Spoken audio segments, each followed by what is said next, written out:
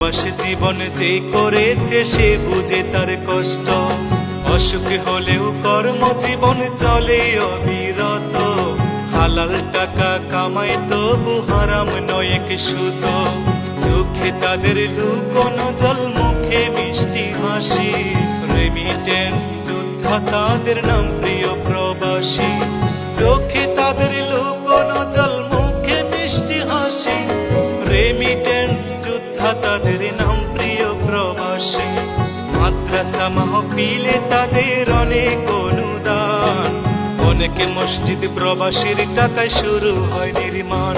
একজন প্রবাসী বড় মিথ্যেবাদী, ওরা শত